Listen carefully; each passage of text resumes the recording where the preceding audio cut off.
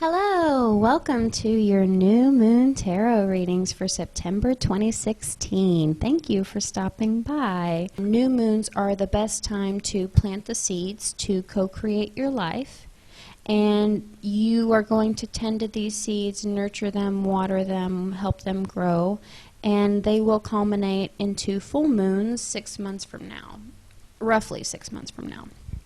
So my readings are about planting the seeds for this new moon activation point. Keep in mind that these are general readings and may not resonate with you. For personal readings, please check out the description box below for more information. I am offering Name Your Price Star Tarot readings until the end of 2016. Also listed below are timestamps if you would like to skip insights on the new moon transits. I have prayed to God, to angels, to my ancestors, to spirit guides, to deliver clear, loving messages for the highest good of all. So let's get into it. Because this is very Virgo-centric, it's worth mentioning that Mercury is in retrograde and Mercury is in Virgo, and Virgo is very mercurial. Mercury is about information, communication. When Mercury is in retrograde, we can experience delays in email or technology breakdowns or misunderstandings, jumbled up information. What I got from these readings was being overly involved in details. So there's this information overload that a lot of the signs are experiencing, and most of the messages I've been getting are just to simplify this information. So we are going to have to make a lot of edits this new moon cycle to weed out the information that is unnecessary and distracting us from the big picture. But these are the times you have to embrace Mercury in retrograde. Everyone hates Mercury in retrograde because, you know, things are frustrating, calls don't go through, computers break down, and, you know, it's frustrating because we want to just get things done.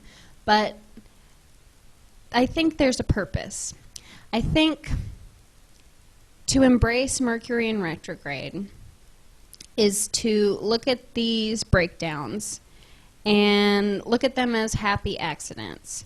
So maybe you're communicating with someone via email and things get heated or something, and you you know, write this long reply.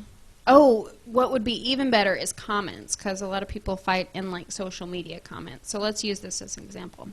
You're having a fight on Facebook about some sort of political thing. And for whatever reason, this big long comment that you had that, you know, brought light to the political system and how this country is run, and you spent, you know, 30 minutes typing this dissertation on your opinion, only to have your server shut down and you weren't able to deliver that message. So this can be really frustrating. This is the effects of Mercury in retrograde.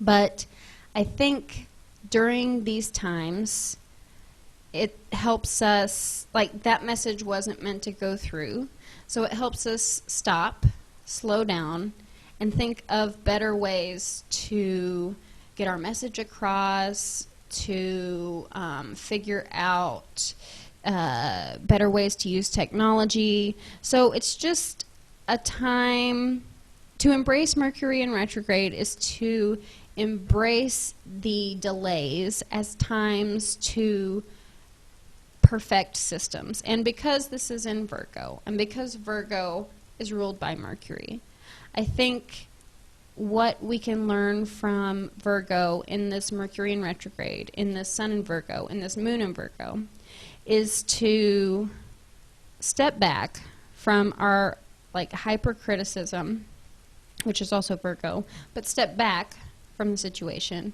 and reevaluate how we go about things. So don't get frustrated with Mercury in retrograde. I mean, it is frustrating, but one way to curb that frustration is to embrace it for the opportunity to make it better. In my readings, it seems like air signs are going to handle the Mercury in retrograde better than others this month.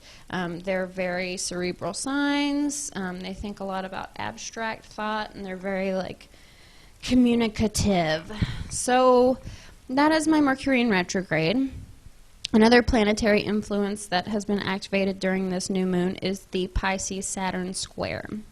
And mutable signs are going to struggle with these energies. I'm sorry. Mercury in retrograde, the air signs are Libra, Gemini, and Aquarius. And those are the signs that are going to handle Mercury in retrograde the best. But for the Pisces-Saturn square, mutable signs, which are Gemini, Virgo, Sagittarius, and Pisces, they're going to struggle with Pisces and Saturn square the most. And what this square is doing is it's challenging our fact versus fiction. You have cold hard facts, hypercriticism, this is Saturn, overanalyzing, information overload, skepticism, and stubborn, like fixated on stubborn data. And that's Saturn. Saturn is the hard lesson planet. And mixed with Mercury in retrograde and this information overload, you know, too detail-oriented type of energy, some of you might be feeling this very strongly. For others, it's the cold hard facts versus delusion, living in a fantasy, over-imagination, detached from reality.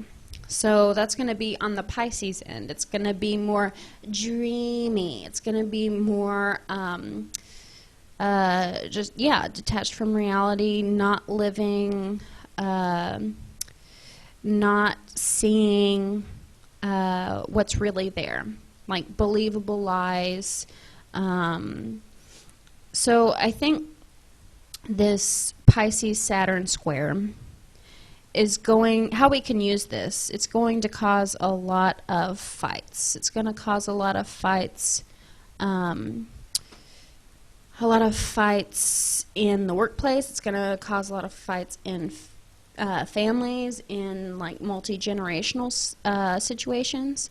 And I feel like it's going to be, you know, a lot over what we usually fight about with different generations, which is religion and politics. And since if you live in the U.S., since we're in an election cycle, you know, things get more heated and divisive. So this Pisces-Saturn square is going to challenge all of us to piece together what is real and see what areas we need to suspend our disbelief and kind of be more idealistic about, because sometimes when we are too fixated on data, we're not seeing the big picture, like the Mercury in retrograde situation. And I think this, how we can use it to our advantage is to articulate our manifestations. So this is going to help us weed out unnecessary expectations that Saturn has, but it's also going to get us more realistic with our dreams, like Pisces experiences. So we're going to articulate what we want in life based on this push and pull of facts and fantasy. Another planetary influence, the last one, is the there's Mars in Sagittarius and Saturn in Sagittarius. And during my tarot readings, all of the animal cards, except for Leo, the lion, got the devil. Excuse me. Aries is the ram, Taurus is the bull, Sagittarius is the horse, Capricorn is the goat. Aries, Taurus, Sagittarius, and Capricorn all got the devil. Don't be scared of the devil. It means a lot of different things. But in this, planetary dance for this month, and it meant different things in different readings too, but the energy of the month, if you're dealing with this Mars in Sagittarius, Saturn in Sagittarius, is, think about the devil, like the actual devil, Lucifer. He's a fallen angel who's stuck on earth.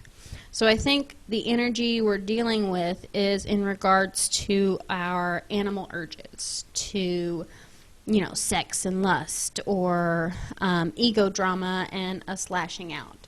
So there might be some temptations. There might be some, temptations to, screw things we shouldn't. Or there might be some temptations to pick fights that will not bring about any resolutions. They're just fights to win. They're just fights to dominate. So I think those mammal signs, Aries, Taurus, Sagittarius, Capricorn, and also fire signs, even though the Leo did not have devil, Leo is a fire sign, and I feel like they are still involved in this story. So just be aware of your instincts and try to rise above. Try to be like an angel. I mean, not you don't have to be a saint or anything. Just try to rise above temptations that are going to keep you stuck on earth and not elevating to a higher place. So that is the planetary insights that I got for my tarot readings. For the planetary insights I got before my tarot readings, it is included in the description box below. Also, the decks I used, and plenty of other information. So now on to your tarot readings. Hello, Virgo. In this reading, it's telling me that you have your eye on a fire sign, and you have thought about them for a long time, and you've had all these thoughts and admired them, mostly in your fantasies. And there's been a mystery about them, and this mystery has kept them on a pedestal in your mind.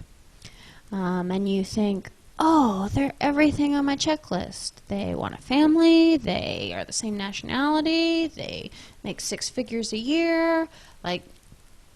You see them, you have seen them as, your perfect mate. And Leo, I'm sorry, if it is a Leo, because it is a fire sign, then maybe that came out for the right reason. But Virgos, you are perfectionists, so you think, wow, maybe I found my perfect love. But then something happens at a party or celebration, some type of social event. Maybe it's school because we have the world here. But this event, this celebration, this party, you're going to be with a lot of friends and mutual people that you love with this fire sign. And this event, they are not going to be their best selves. Maybe they get too drunk. But whatever it is, it's a side of them that turns you off and destroys the fantasy. Since they're a fire sign, and it doesn't have to be exactly a fire sign, but there's just a lot of fire energy in this reading. But if it is a fire sign, the shadow side of fire signs are that they can have tempers, and they can maybe flirt too much with everyone. Maybe they're, you doubt their loyalties. Maybe they're too aggressive. Maybe they're ADD and kind of scattered. So those are all things that the shadow side of fire signs. Maybe they're too cocky. Sometimes they can be overly confident. But whatever it is, you're going to this situation is going to happen, and it's going to throw you off and like turn you off about them. But you're going to look over your past. You're going to like go away with your thoughts, sit down and think over your past and everything that you've learned. And you say, you know what, I'm going to put this hypercriticism to rest. A lot of people, a lot of good people are not in my life because I couldn't accept them for who they are. And I couldn't accept myself and be comfortable with that person. And now they're gone. So I think this situation is going to challenge you to look at the expectations you have and maybe say, the expectations I have keep leading me to disappointment. So I need to change the way I see others. You know, they're only human, I'm only human. Let's accept each other for who we really are. So what you will reap from putting this to rest is a whole new passion for this person that will lift them from this fallen woman or man, doesn't have to be a woman, but the Princess of Wands, from this fallen woman to the King of Wands, the stately ruler of his passions type of person.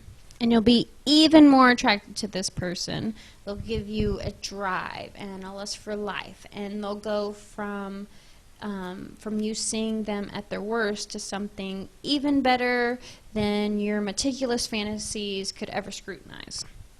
So this small indiscretion is just part of the package, and this new way of looking at things, you're going to see them in a new way, and the relationship will elevate to a new level of passion.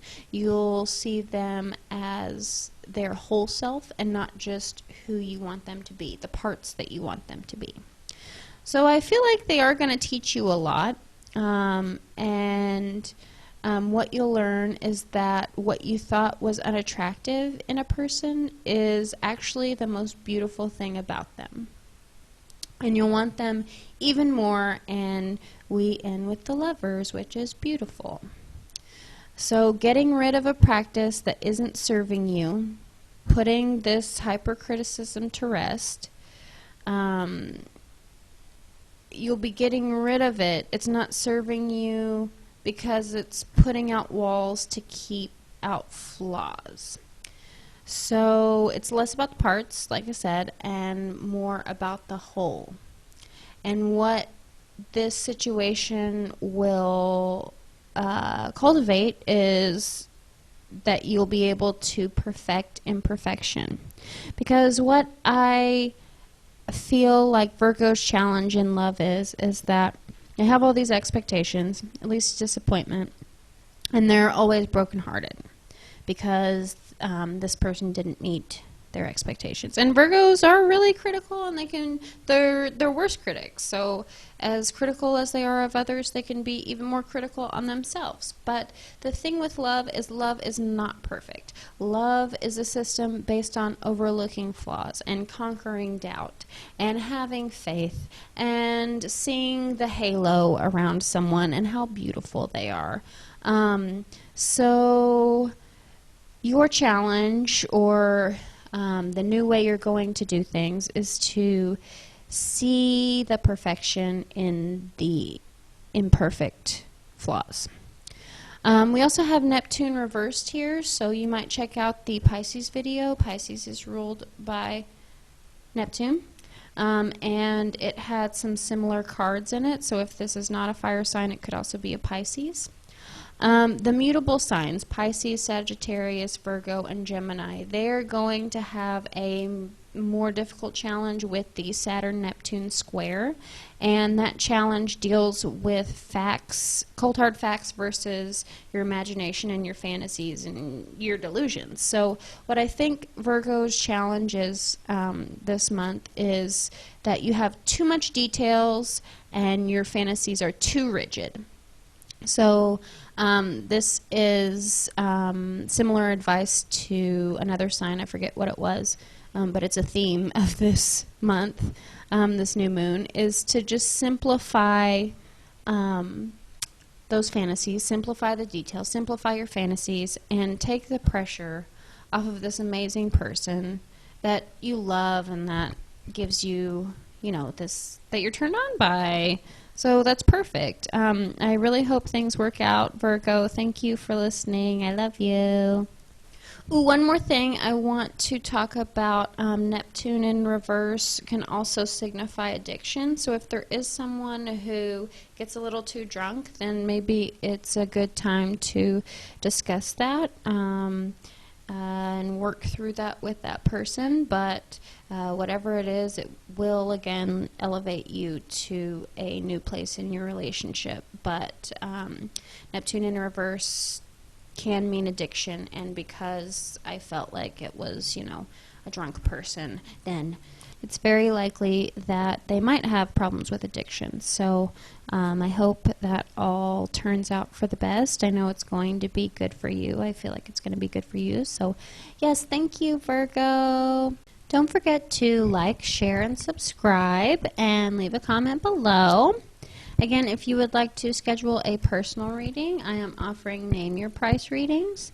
So please follow the instructions in the description box below. Thank you for watching. I appreciate you. See you next new moon.